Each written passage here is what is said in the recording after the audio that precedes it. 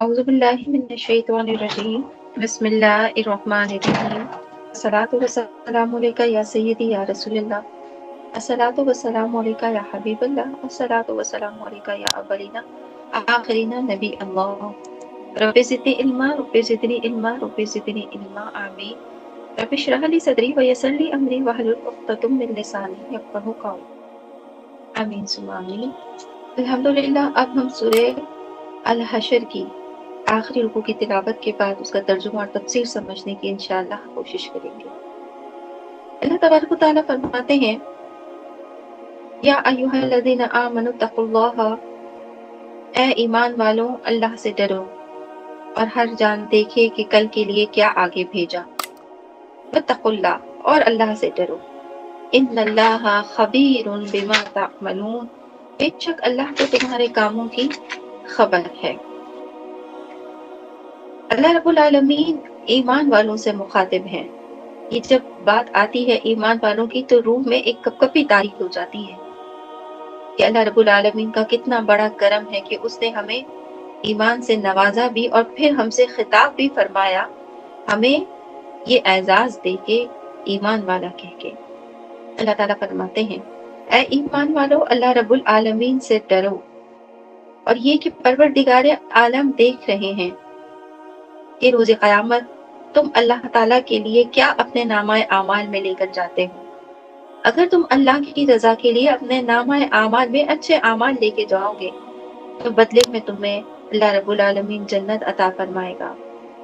اللہ رب العالمین پھر فرماتے ہیں کہ میں اسی لیے کہتا ہوں کہ بس اللہ تعالیٰ کی اطاعت اور فرما برداری میں اپنے آپ کو آگے پیش کیے جاؤ۔ اور اللہ تعالیٰ فرماتے ہیں کہ بے شک نبی محترم صلی اللہ علیہ وآلہ وسلم کی اطاعت کرنا اور ان کی فرما برداری کرنا ایسا ہی ہے جیسے اللہ کی اطاعت اور اللہ تعالیٰ کی فرما برداری کرنا۔ پھر اللہ تعالیٰ فرماتے ہیں کہ ہر جان دیکھے گی کہ جس نے جو اچھے اعمال کیے یا بد اعمال کیے وہ سب ان کے سامنے پیش کر دیے جائیں گے روز آخرت۔ پھر اللہ فرماتا ہے اسی لیے کہتا ہوں واتقوا اللہ، اللہ سے ڈرو۔ کیوں ڈرو؟ کہ اللہ تعالیٰ وہ تمہارے کاموں کی خبر ہے، کوئی چیز چھپی ہوئی نہیں ہے اللہ سے۔ پھر اللہ فرماتا ہے وَلَا تَكُونُوا كَالَّذِينَ نَسُوا اللَّهَ فَأَنسَاهُمْ أَنفُسَهُمْ، اور ان جیسے نہ ہو جو اللہ کو بھول بیٹھے تو اللہ نے انہیں بلا میں ڈالا کہ اپنی جانیں یاد نہ رہیں۔ هُمُ الْفَاسِقُونَ أُولَٰئِكَ هُمُ الْفَاسِقُونَ، وہی فاسق ہیں۔ اللہ تعالیٰ فرماتے ہیں کہ اے ایمان والو اللہ تعالیٰ کی فرما برداری اور اطاعت میں آگے رہنا، یہ اس لیے کہ تم اپنے رب سے جب ڈرتے رہو گے تو یقیناً تم اللہ کو نہیں بھولو گے۔ لیکن یہ کہ بہت سارے ایسی جانیں ہیں، بہت سارے انسان ایسے ہیں جو اللہ تعالیٰ کو بھول بیٹھے ہیں، اللہ نے انہیں غفلت میں مبتلا کر دیا ہے۔ اللہ تعالیٰ فرماتے ہیں کہ جب کوئی بندہ مجھے بھول جاتا ہے تو پھر میں بھی اسے بھول جاتا ہوں، اور جب میں اسے بھول جاتا ہوں تو اس پر عجیب و غریب قسم کی بلائیں نازل ہونا شروع ہو جاتی ہیں۔ اور پھر اللہ تعالیٰ فرماتے ہیں کہ وہ کون ہے؟ وہ فاسق ہے۔ فاسق کیسے ہیں؟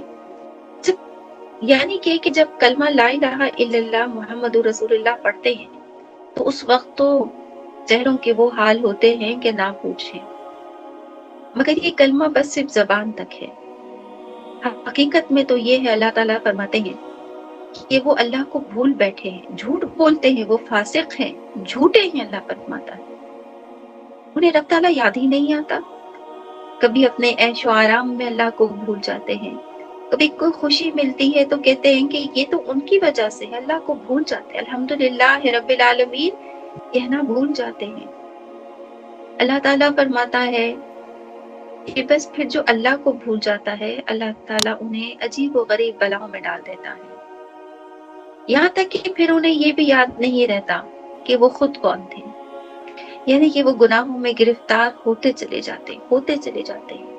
یہاں بلا سے مراد یہ نہیں کہ کسی کو غم آ گیا، کوئی بیماری آ گئی، نہیں، بلکہ یہاں سے سب سے دنیا کی بری بلا یہ ہے جس میں انسان اللہ تعالیٰ کی یاد سے غافل ہو جائے۔ یہ بہت بری بلا ہے، بہت بری بلا ہے۔ تو اللہ تعالیٰ فرماتے ہیں کہ میں پھر اسے اس قدر اس بلا میں مبتلا کر دیتا ہوں یعنی کہ وہ اللہ کی یاد سے اتنا غافل ہو جاتا ہے کہ وقت آتا ہے کہ اسے یہ بھی یاد نہیں رہتا کہ وہ خود بھی کچھ ہے یا نہیں ہے۔ اور ایسا کیوں ہوتا ہے؟ کیونکہ وہ بس اپنے مفاد کے لیے جی رہا ہوتا ہے۔ ایک وقت آتا ہے وہ اچھے اور برے کی تمیز کھو بیٹھتا ہے، اس کا اصل مقصد صرف اور صرف یہ دنیا رہ جاتی ہے، جبکہ وہ اس بات کو جانتا ہے کہ اس دنیا کا اور خود اس بندے کا ایک دن وقت مقرر ہے جو اسے چھوڑ کر جانا ہے، لیکن وہ نہیں سمجھتا، اسے تمیز ختم ہو جاتی ہے، بڑے چھوٹے کی تمیز ختم ہو جاتی ہے۔ سب سے زیادہ بد نصیب وہ ہوتا ہے انسان جسے ادب کی تمیز ختم ہو جائے۔ یہ میری اپنی ایک رائے ہے، اختلاف رائے آپ کا حق ہے، لیکن میرے نزدیک میں یہ سمجھتی ہوں کہ جو انسان بدتمیز ہو جائے وہ سب سے زیادہ بد نصیب ہو جاتا ہے۔ تو کسی کو عزت دینا یہ بہت نصیب والوں کی علامت ہے۔ اور اللہ تعالیٰ فرماتے ہیں اولئک هم الفاسقون، وہ بڑے فاسق ہیں، جھوٹے ہیں وہ۔ لا یستوی اصحاب النار و اصحاب الجنہ، دوزخ والے اور جنت والے برابر نہیں۔ اصحاب الجنتی هم الفائزون، جنت والے ہی مراد کو پہنچے۔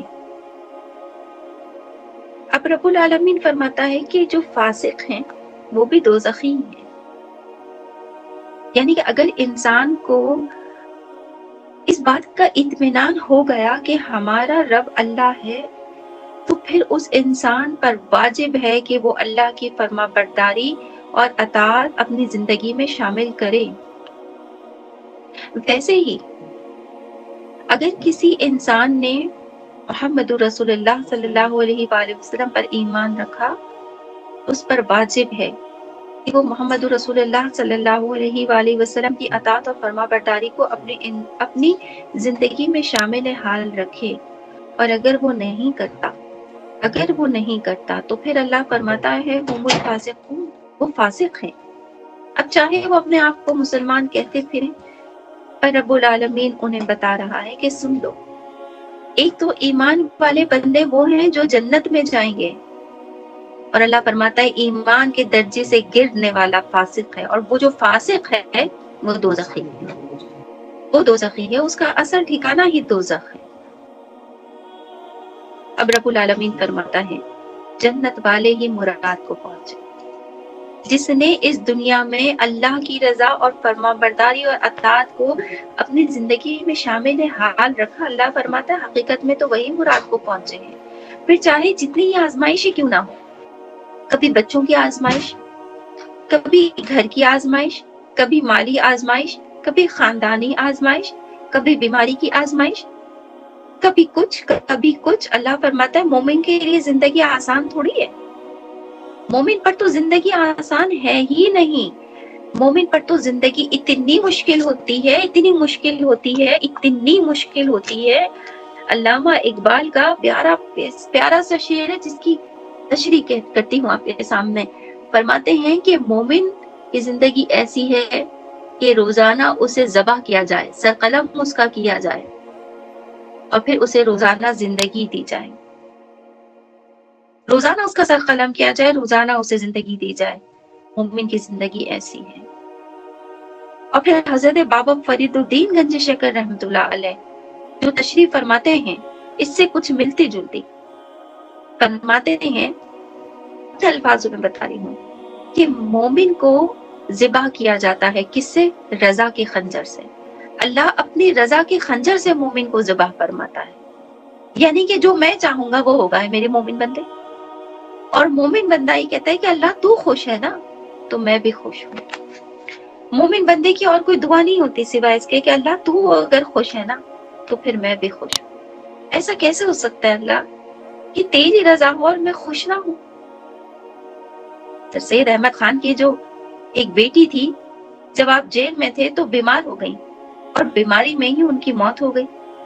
اس کے بعد دوسری بیٹی کی موت بھی اسی طریقے سے ہو گئی۔ تو کسی نے کہا کہ کیا آپ یہ نہیں چاہتے ہیں کہ آپ کی بیٹیاں زندہ رہیں؟ انہوں نے کہا ایسا سوال کیوں پوچھتے ہو؟ کہنے کہ ہم آپ کے چہرے پر کوئی ایسے آثار ہی نہیں دیکھتے جیل میں بھی کہ آپ کو آپ کی بیٹیوں کو دیکھنے کی بھی تمنا، وہ دنیا سے چلی گئی اور آپ خاموشی کے ساتھ ہیں؟ تو سر سید احمد خان کہتے ہیں کہ ایسا نہیں کہ مجھے اپنی بچی کی زندگی مطلوب نہیں ہے، بات اتنی سی ہے کہ مجھے وہ زندگی مقصود نہیں ہے جس میں رب العالمین کی رضامندی مقصود نہیں ہے۔ اگر وہ خوش ہے میری بیٹی کی زندگی لے لینے میں تو ٹھیک ہے، میں بھی خوش ہوں۔ یہ سر سید احمد خان کے آخری فرمان تھے جب ان کو آخری دفعہ قید خانے میں جیل دی گئی۔ علامہ اقبال نے اس کی تشریح اسی طریقے سے فرما دی کہ مومن کو ہر دن ذبح کیا جاتا ہے اور ہر دن پھر اسے زندگی دی جاتی ہے، اور حضرت بابا فرید الدین گنج شکر رحمۃ اللہ علیہ فرماتے ہیں کہ مومن کی زندگی ایسی ہے کہ ہر دن اسے اللہ اپنی رضا کی خنجر سے ذبح فرماتا ہے، ہر دن اپنی رضا کے خنجر سے وہ ذبح ہوتا چلا جاتا ہے اور زبان سے کچھ نہیں کہتا۔ اللہ فرماتا ہے یہ ہے وہ جو مراد کو پہنچے، اصحاب الجنت هم الفائزون، جنت والے ہی مراد کو پہنچے۔ ایک وقت آتا ہے انہیں پھر دنیا سے کچھ مطلوب نہیں رہتا، تو بس اپنی اللہ کی رضا میں اپنے آپ کو ہزار کروڑ دفعہ بھی ذبح کرنے کے بعد خوش ہوتے ہیں، کیونکہ ان کے دل مطمئن ہوتے ہیں کہ ہم جس مراد کو پہنچنے والے ہیں اور جس رب العالمین سے ملاقات کرنے والے، وہ دن تو بہت قریب ہے، اور جس دن وہ دن قریب اور قریب سے قریب تر ہو گیا، اس دن پھر کیا ہوگا؟ پھر ہم مراد کو پہنچ جائیں گے، جنت میں پہنچ جائیں گے، اور اس دن پھر ہمیں رب سے کچھ مانگنے کی ضرورت نہیں پڑے گی۔ آج دنیا میں تو ہم اللہ کی رضا کے منتظر ہیں، مگر روز قیامت تو رب العالمین ہماری رضا کا منتظر ہوگا۔ ابھی تو دل کے اندر بات آئے گی، زبان تک نہیں آئی ہوگی، دل کے اندر بات آئے گی اور اللہ تعالیٰ پوری فرما دے گا۔ لیجیے جناب عالی، قصہ مختصر ہے زندگی کا، کاش کہ ہم سمجھ جائیں۔ پھر اللہ فرماتا ہے لو انزلنا هذا القرآن على جبل، اگر ہم یہ قرآن کسی پہاڑ پر اتارتے تو ضرور اسے دیکھتا جھکا ہوا پاش پاش ہوتا، خشیت اللہ، اللہ کے خوف سے۔ وتلک الامثال، یہ مثالیں لوگوں کے لیے ہیں، نضربوها للناس لعلهم يتفکرون، ہم بیان فرماتے ہیں کہ وہ سوچیں۔ آپ میں، مجھ میں، ہم سب میں اس بات کی بہت اچھی سمجھ ہے کہ میں نے اس وقت اللہ تبارک و تعالیٰ کی سورہ الحشر کی آیت کا ترجمہ جو پڑھا ہے، اس میں کوئی ایسی مشکل بات نہیں، یہ 3 دفعہ پڑھ چکے ہیں۔ اللہ تعالیٰ فرماتا ہے قرآن کی عظمت و شان ایسی ہے کہ پہاڑ کو اگر ادراک ہوتا تو وہ باوجود اتنا سخت اور مضبوط ہونے کے پاش پاش ہو جاتا۔ اللہ تعالیٰ فرماتے ہیں کہ اگر کوئی اس کی مثال کو بھی سمجھنا چاہے، بہت آسان ہے، بہت آسان۔ حضرت موسیٰ علیہ السلام نے اللہ رب العالمین سے کہا تھا مجھے آپ کا جلوہ دیکھنا ہے، 70 حجابوں میں بھی کوہ طور کا پہاڑ جل کر خاک ہو گیا۔ تو رب العالمین فرماتا ہے یہ تو کلام الہی ہے، پوری گفتگو ہے، وہاں تو صرف اتنا ہی ہوا تھا نا، لم ترانی اللہ، اللہ مجھے تیرا جلوہ دیکھنا ہے۔ اللہ نے فرمایا لا تک گفتگو تھی اور لم ترانی تک تھی، بس تو کیا ہوگا؟ کوہ طور کا پہاڑ جل گیا۔ اللہ تعالیٰ فرماتا ہے یہ تو پوری گفتگو ہے جو لوح محفوظ پر رب العالمین نے لکھی ہے، قرآن مجید کی گفتگو اللہ کی گفتگو ہے۔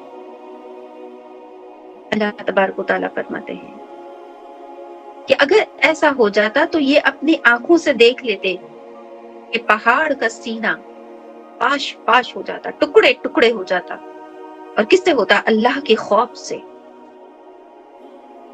اللہ پاک فرماتے ہیں یہ مثالیں لوگوں کے لیے اس لیے بیان کی ہیں اللہ نے تاکہ وہ سوچیں کہ اس قرآن مجید کا معجزہ کیا ہے۔ اللہ تعالیٰ فرماتے ہیں سنو میں تمہیں اس کی ایک اور مثال دیتا ہوں، سمجھیے گا، بڑی پیاری بات۔ اللہ تبارک و تعالیٰ فرماتے ہیں قرآن کے معجزے کے بارے میں کہ قرآن کا معجزہ جب کسی سخت دل انسان پر اترتا ہے تو اس کا دل بھی پارا پارا ہو جاتا ہے۔ تو اللہ فرماتے ہیں یہ پہاڑ کیا چیز ہے؟ کبھی نوٹس کیا ہے آپ نے کچھ انسان کتنے سخت دل ہوتے ہیں اور ہم ان کو کہتے ہیں کہ تم تو پہاڑ کی طرح ہو کہ ہلنے کو تیار ہی نہیں، لیکن رب العالمین فرماتا ہے کہ پہاڑ تو نہیں ہل سکتا نا، کیونکہ اس پہ قرآن نہیں اترا، لیکن تم مومن بندو، ایمان والوں، اللہ رب العالمین کے اس قرآن مجید پر ایمان لا کر اسے پڑھو تو صحیح، تمہارا دل تبدیل نہ ہو جائے، تمہارا دل اللہ کی یاد میں پارا پارا نہ ہو جائے تو کہنا۔ اللہ تعالیٰ فرماتے ہیں، اس کی مثال میں آپ کو دوں، حضرت عمر فاروق رضی اللہ تعالیٰ عنہ پیارے نبی صلی اللہ علیہ وآلہ وسلم کو قتل کے ارادے سے تلوار ہاتھ میں لے کر، ننگی تلوار تھی، جا رہے تھے۔ کسی نے کہا عمر فاروق کہاں جا رہے ہو؟ فرمانے لگی کہ میں آج محمد صلی اللہ علیہ وآلہ وسلم کو، انہوں نے فرمایا کہ وہ آج قتل کر دیں گے۔ اللہ رب العالمین فرماتے ہیں، حدیث میں ہے موجود یہ باتیں، کسی نے کہا عمر فاروق محمد صلی اللہ علیہ وآلہ وسلم کے پاس بات میں آئیے گا، پہلے دیکھیے آپ کے گھر میں تو آپ کی بہن ایمان لا چکی ہیں۔ حضرت عمر فاروق نے فرمایا کہ اب میں محمد صلی اللہ علیہ وآلہ وسلم کو تو بعد میں قتل کروں گا، پہلے میں اپنی بہن کو قتل کروں گا۔ اب ذرا غور سے سمجھیے گا کہ میں آپ کو کیا پوائنٹ بتانا چاہ رہی ہوں، جس کے لیے سورہ الحشر میں اللہ رب العالمین نے فرمایا ہے خشیت اللہ، اللہ کے خوف سے۔ یہ کیا ہے؟ حضرت عمر فاروق رضی اللہ تعالیٰ عنہ کی بہن قرآن مجید کی تلاوت فرما رہی تھی اور اونچی آواز میں فرما رہی تھی تلاوت۔ حضرت عمر فاروق رضی اللہ تعالیٰ عنہ دیکھا کہ بہن قرآن پڑھ رہی ہے، اور بہن بھی سمجھ گئی کہ عمر فاروق دروازے پر آ گئے ہیں، تو قتل تو ویسے بھی کر دی جاؤں گی، تو پھر ڈرنا کس بات کا ہے؟ میں اپنے قرآن کی تقریر کو، اپنے قرآن کی تلاوت کو جاری رکھوں گی۔ بہن نے ارادہ کر لیا اور اونچی آواز سے تلاوت فرمانے لگی ان کی بہن۔ حضرت عمر فاروق رضی اللہ تعالیٰ عنہ اور قریب آئے، اور قریب آ کے کہنے لگے تجھے مجھ سے ڈر نہیں لگتا؟ بہن نے عمر فاروق رضی اللہ تعالیٰ عنہ کو چہرہ دیکھا اور دوبارہ قرآن مجید کی تلاوت پر مصروف ہو گئی۔ اب اور قریب آئے، فرمانے لگے تجھے مجھ سے ڈر نہیں لگتا؟ بہن نے پھر چہرہ مبارک دیکھا عمر فاروق کا، اور پھر قرآن مجید کی تلاوت میں مصروف ہو گئی۔ تیسری دفعہ جب حضرت عمر فاروق رضی اللہ تعالیٰ عنہ بہن کے اور قریب ہوئے تو بہن نے اور بآواز بلند قرآن مجید کی تلاوت شروع کر دی۔ اب حضرت عمر فاروق رضی اللہ تعالیٰ عنہ جہاں کھڑے تھے وہیں پر کھڑے رہ گئے، ساکت کھڑے رہ گئے۔ بہن تلاوت کرتی رہی، بہن تلاوت کرتی رہی۔ آپ جانتی ہیں بہن کے دل میں کیا تھا؟ بہن کے دل میں یہی تھا کہ یا اللہ، یہ قرآن مجید وہ معجزہ ہے خداوند کریم کہ اگر تو پہاڑ پر اتارتا تو دل شک ہو جاتے، پہاڑ کے دل شک ہو جاتے، پھٹ جاتے۔ اے میرے پروردگار عالم، تلاوت کرنا میرا کام ہے، لیکن عمر فاروق رضی اللہ تعالیٰ عنہ کے دل تک قرآن کو پہنچانا تیرا کام ہے۔ یا اللہ، قرآن کی عظمت کو عزت کے ساتھ برقرار فرما اور معجزہ دکھا، اور عمر فاروق کا دل بدل دے، کفاروں کا دل پلٹ دے میرا مالک۔ اللہ پاک نے معجزہ دکھایا۔ بہن تلاوت کرتی رہی، بہن تلاوت کرتی رہی۔ میں آپ کو کیا بتاؤں، بہن تلاوت کرتی رہی اور بہن کی آنکھ سے آنسو جاری ہو گئے، اور آپ تلاوت کرتی رہی۔ حضرت عمر فاروق رضی اللہ تعالیٰ عنہ شک ہو کر وہیں پر ایک دم جام ہو گئے، سٹاپ ہو گئے، سنتے رہے سنتے رہے سنتے رہے، یہاں تک کہ حضرت عمر فاروق رضی اللہ تعالیٰ عنہ کے بھی چشم نم سے آنسو بہ نکلے۔ جیسے ہی آنسو نکلے، حضرت عمر فاروق رضی اللہ عنہ کی ایک سسکی آئی۔ بہن نے قرآن پڑھنا روک دیا، کیونکہ بہن تھی نا، ایسا ہوا کہ بھائی کو کچھ ہو تو نہیں کیا؟ مانگی تو دعا تھی کہ دل بدل جائے، ایسا تو نہیں کہ دل واقعی پھٹ گیا عمر یہیں پہ مر گئے ہو۔ حضرت عمر فاروق رضی اللہ تعالیٰ عنہ کے چہرہ انور کی طرف دیکھا۔ عمر فاروق نے کہا رک کیوں گئی، اور پڑھ۔ بہن نے پھر سے تلاوت قرآن مجید شروع فرما دی۔ حضرت عمر فاروق سنتے رہے یہاں تک کہ تلوار مبارک ہاتھ سے گر گیا۔ بہن پھر رکی تلوار کی آواز سن کے۔ عمر فاروق نے کہا کیوں رک گئی ہو، اور پڑھو۔ بہن نے پھر سے تلاوت شروع کر دی، یہاں تک کہ حضرت عمر فاروق رضی اللہ تعالیٰ عنہ دوزانوں ہو کر بیٹھ گئے اپنی بہن کے پاس، اپنی بہن کا ماتھا چوما اور کہا کہ بہن، یہ تم کس کا قرآن پڑھ رہی تھی؟ کہا اسی محمد صلی اللہ علیہ وآلہ وسلم پر جس پر اللہ کی وحی آتی ہے، اسی کا قرآن پڑھ رہی ہوں میں، اپنے اللہ کا قرآن پڑھ رہی ہوں، اسی محمد صلی اللہ علیہ وآلہ وسلم کا قرآن پڑھ رہی ہوں جن پر اللہ تعالیٰ نے وحی کے ذریعے قرآن اتارا۔ عمر فاروق رضی اللہ تعالیٰ عنہ نے بہن کا ماتھا چوما اور کہا کہ پہلے تو عمر جا رہا تھا ایک قاتل بن کر، اور اب پیارے نبی صلی اللہ علیہ وآلہ وسلم کی بارگاہ تک ایک مجرم بن کے جائے گا، مجھے محمد صلی اللہ علیہ وآلہ وسلم کے پاس لے چلو میری بہن۔ بہن کی خوشی کی کوئی انتہا نہیں رہی، کوئی انتہا نہیں رہی۔ بہن نے دعا فرمائی کہ یا اللہ، یہ جو عمر فاروق کو تو نے ایمان سے نوازے، یا اللہ اس ایمان کو پیارے نبی صلی اللہ علیہ وآلہ وسلم کے پہنچنے تک، ان کے پاس پہنچنے تک یا اللہ شیطان سے بچا کے رکھنا۔ اب عمر فاروق رضی اللہ تعالیٰ عنہ کا چہرہ انور آنسوؤں سے بھیگا ہوا، سرخ ہوا ہوا۔ پیاری بہن آگے آگے، عمر فاروق پیچھے پیچھے، پیاری بہن آگے آگے، عمر فاروق پیچھے پیچھے۔ لوگوں نے پوچھا عمر فاروق کہاں جا رہے ہو؟ کہنے لگے محمد صلی اللہ علیہ وآلہ وسلم کے پاس۔ صحابہ کرام سمجھے کہ رسول صلی اللہ علیہ وآلہ وسلم کو قتل کے ارادے سے آ گیا۔ صحابہ کرام نبی پاک صلی اللہ علیہ وآلہ وسلم کے پاس بھاگتے ہوئے، عمر فاروق رضی اللہ تعالیٰ عنہ سے زیادہ تیز بھاگتے ہوئے کہا یا رسول صلی اللہ علیہ وآلہ وسلم چھپ جائیے، عمر فاروق آ رہے ہیں۔ رسول پاک صلی اللہ علیہ وآلہ وسلم مسکرا رہے ہیں، فرما رہے ہیں آنے دو۔ صحابہ کرام پھر آئے اور صحابیوں سے کہا کہ رسول کریم صلی اللہ علیہ وآلہ وسلم کا محاصرہ کرو، ان کو ایک حفاظتی بند میں لے لو، اس لیے کہ عمر آ رہے ہیں۔ نبی پاک صلی اللہ علیہ وآلہ وسلم صحابہ کرام سے فرمایا بیٹھے رہو، آنے دو عمر کو۔ پھر صحابہ کرام نے دیکھا حضرت عمر فاروق رضی اللہ تعالیٰ عنہ اور تیز بھاگتے آ رہے ہیں، اور تیز، کیونکہ مجرم کی طرح جا رہے تھے، آج مجرم جا رہے تھے حضرت عمر فاروق رضی اللہ تعالیٰ عنہ مجرم بن کے پیارے نبی صلی اللہ علیہ وآلہ وسلم کی بارگاہ میں۔ صحابہ کرام نے رسول پاک صلی اللہ علیہ وسلم سے کہا کہ یا رسول صلی اللہ علیہ وآلہ وسلم توجہ فرمائیے، اب تو عمر فاروق بالکل دروازے کے قریب آ گئے ہیں۔ رسول پاک صلی اللہ علیہ وآلہ وسلم نے فرمایا آنے دیجئے۔ صحابہ کرام نے تقریر کی یا رسول صلی اللہ علیہ وآلہ وسلم، حضرت عمر فاروق رضی اللہ تعالیٰ عنہ دروازے تک آ گئے۔ رسول پاک صلی اللہ علیہ وسلم فرما رہے آنے دیجئے۔ صحابہ کرام نے پھر جھنجھوڑ کے فرمایا یا رسول صلی اللہ علیہ وسلم ہم عمر کی بات کر رہے ہیں۔ رسول پاک صلی اللہ علیہ وسلم نے فرمایا آنے دیجئے، آنے دیجئے، یہاں تک کہ حضرت عمر فاروق رضی اللہ تعالیٰ عنہ دروازے کے اندر داخل ہو گئے۔ پیارے نبی صلی اللہ علیہ وآلہ وسلم اصحابہ کرام کے ارد گرد بیٹھے ہوئے تھے۔ عمر فاروق رضی اللہ تعالیٰ عنہ کے چہرے انور کو دیکھا۔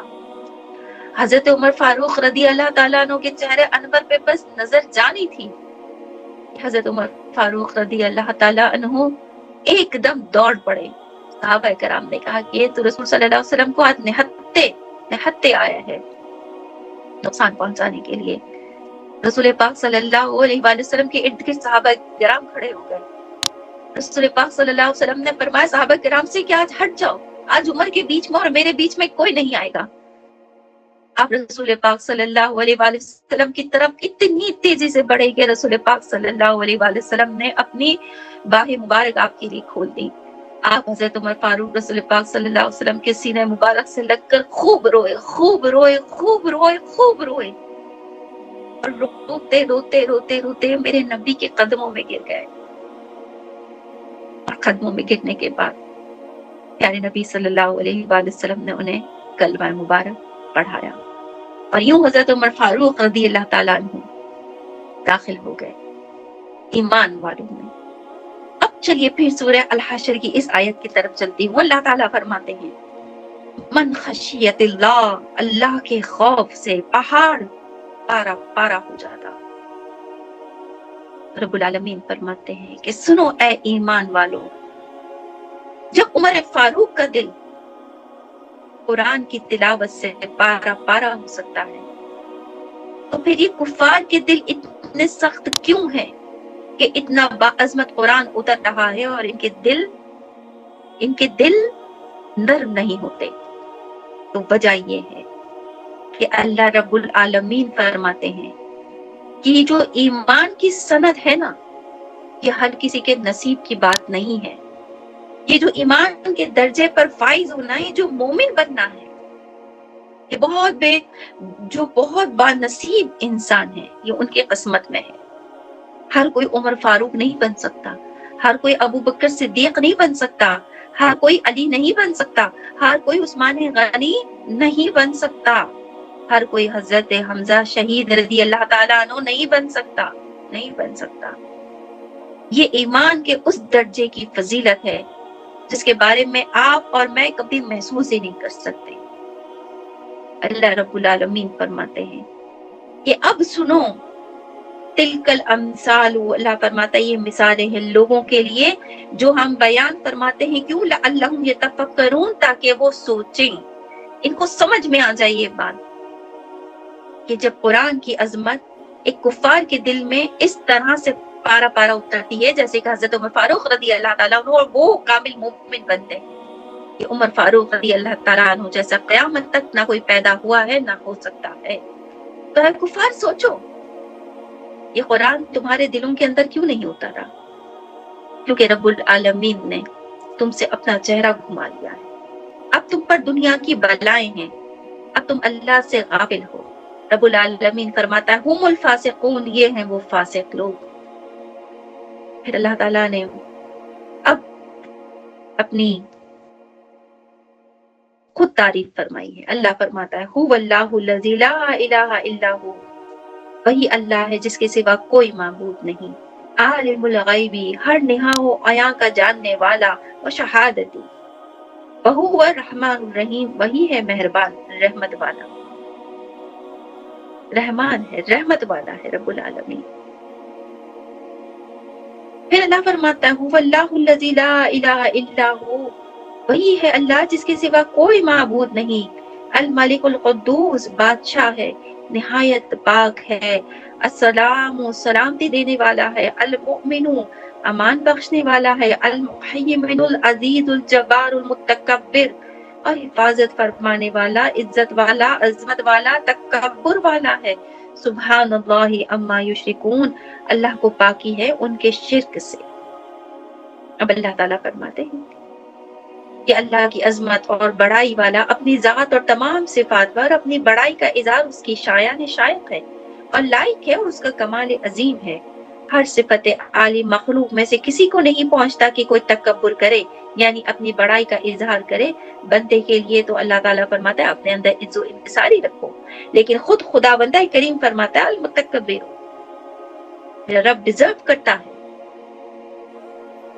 کہ وہ واقعی خدا ہے، اس جیسا کوئی بھی نہیں، اور یہ تمام پاکی اللہ کو ہے۔ اگر اللہ المتکبر کی طرف جائے تو یہ پاکی ہے، یہ اللہ کی پاکی ہے، اور یہ اللہ کو بہت سوٹ کرتی ہے یہ پاکی، اور اللہ کے سوا کسی کو سوٹ نہیں کرتی، کیونکہ اللہ وہ ہے جو تمام تر تعریفوں کا حقدار ہے، اللہ وہ ہے جو ہمیں سلامتی دینے والا ہے، اللہ وہ ہے جو امان بھی دینے والا ہے۔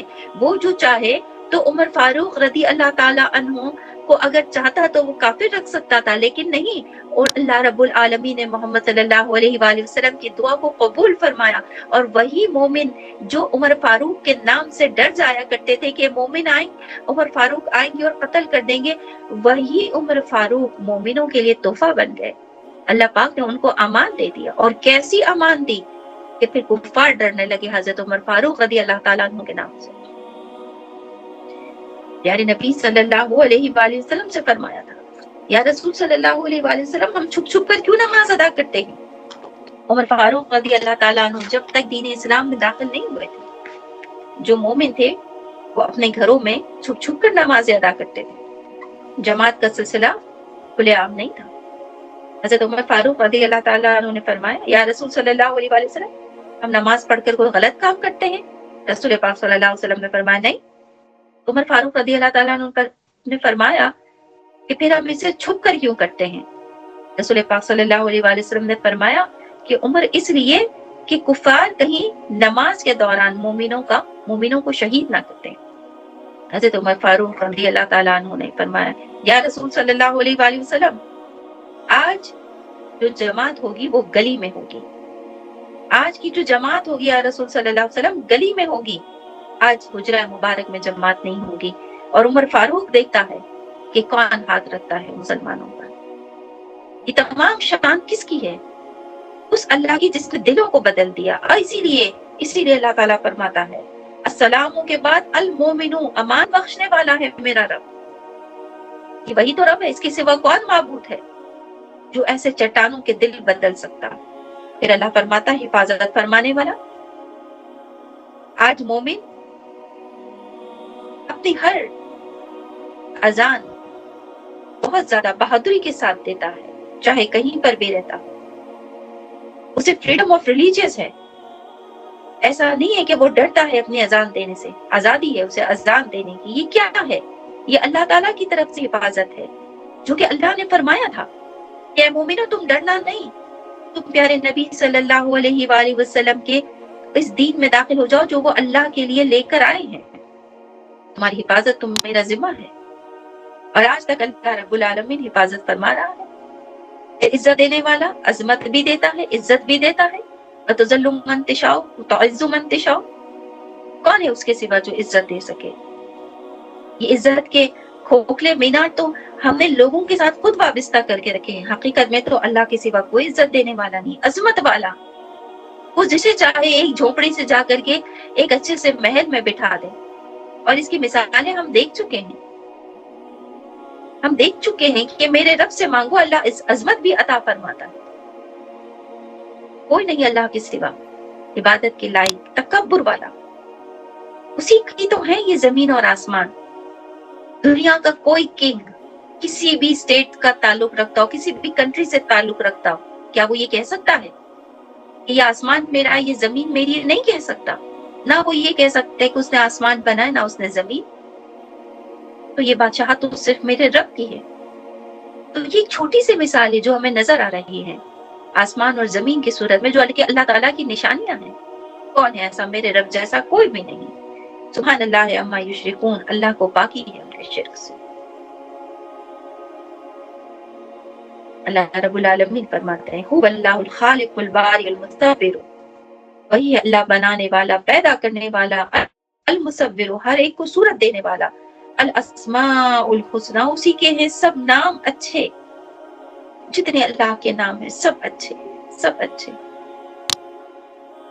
یسبح لہ ما فی السماوات والارض. اس کی پاکی بولتا ہے جو کچھ آسمانوں میں اور زمین میں ہے.